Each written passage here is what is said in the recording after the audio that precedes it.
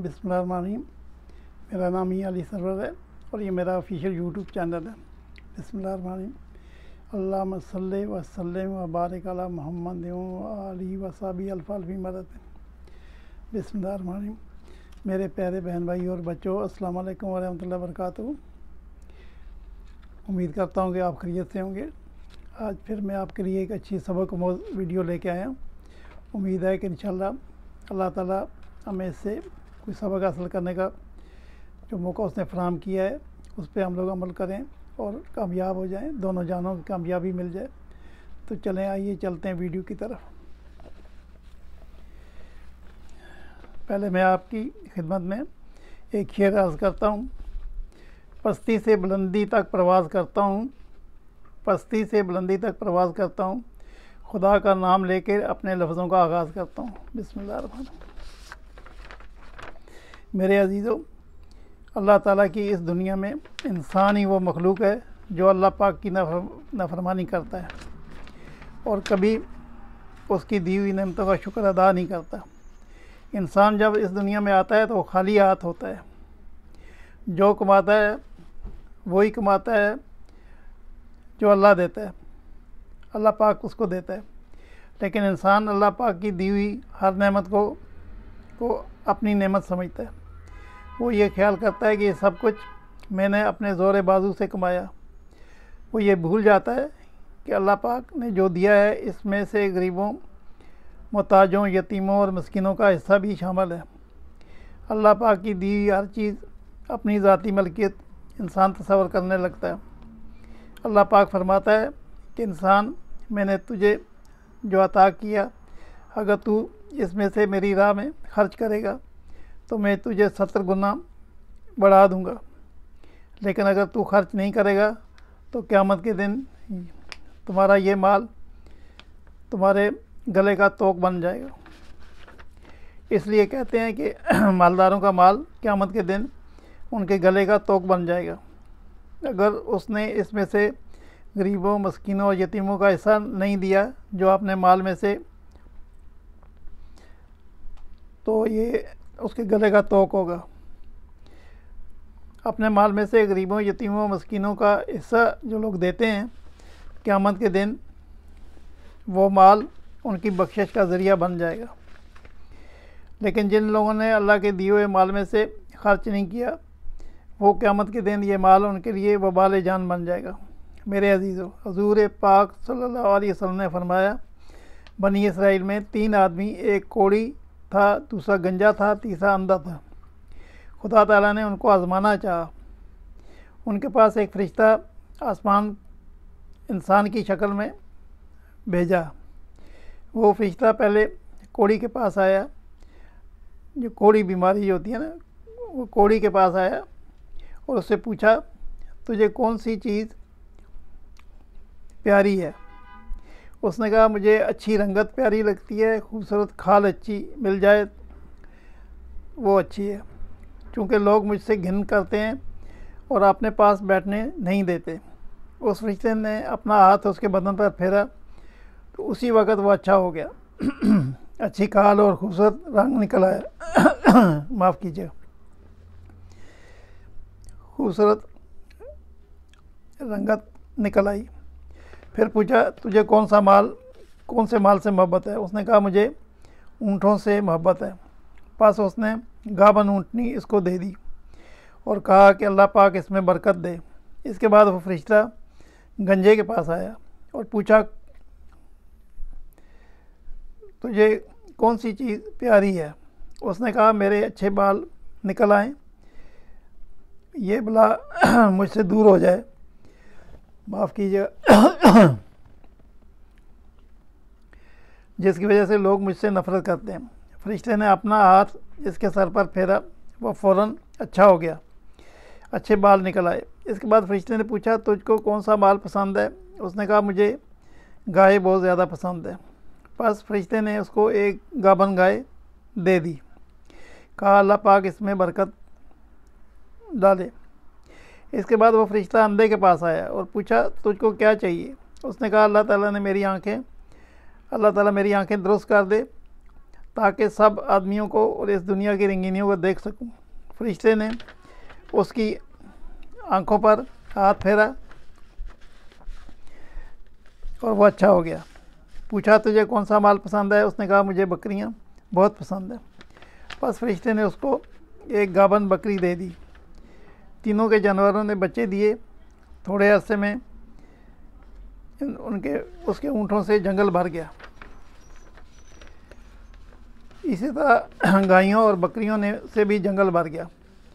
फिर फरिश्ता अल्लाह के हुक्म से पहले कोढ़ी के पास आया और कहा मैं एक मस्कीन आदमी हूँ, मेरे सफ़र का सारा सामान ख़त्म हो गया और मंजिल मकसूद तक पहुँचने का कोई आसरा नहीं है सिवाय खुदा के और तेरे।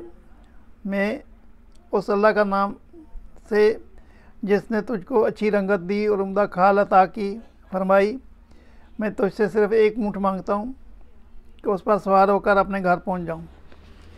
उस कोढ़ी ने कहा यहाँ से चला जा, मुझे बहुत से हकूक़ और अदा करने, तुझे देने की इसमें कोई गुंजाइश नहीं है। फरिश्ते ने कहा शायद तुझको मैं जानता हूँ, क्या तू कोढ़ी नहीं था कि लोग तुझसे घिन और नफ़रत करते थे?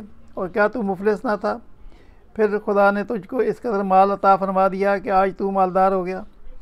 इस पर कोढ़ी ने कहा वाकई खूब, ये माल तो मेरी कई पुश्तों और बाप दादा के ज़माने से चला आ रहा है। फरिश्ते ने कहा अगर तू झूठा है तो खुदा तुझे वैसे ही कर दे जैसे कि तू पहले था।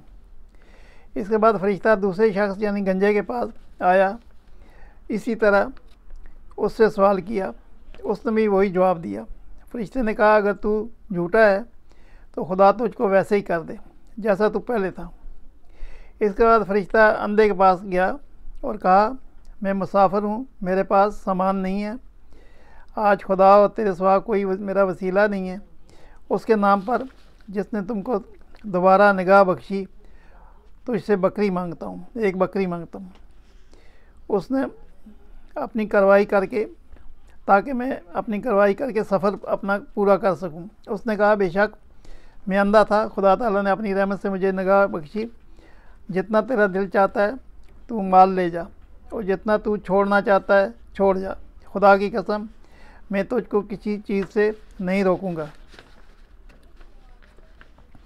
फरिश्ते ने कहा तू अपना माल अपने पास रख, मुझे कुछ नहीं चाहिए, फ़कत तुम तीनों की आजमाइश मकसूद थी, सुबह पूरी हो गई। खुदा तो इससे राज़ी हुआ और उन दोनों से नाराज़ हो गया अल्लाह ताला। इस तरह अल्लाह पाक ने अंधे के माल में मज़ीद बरकत अता फरमा दी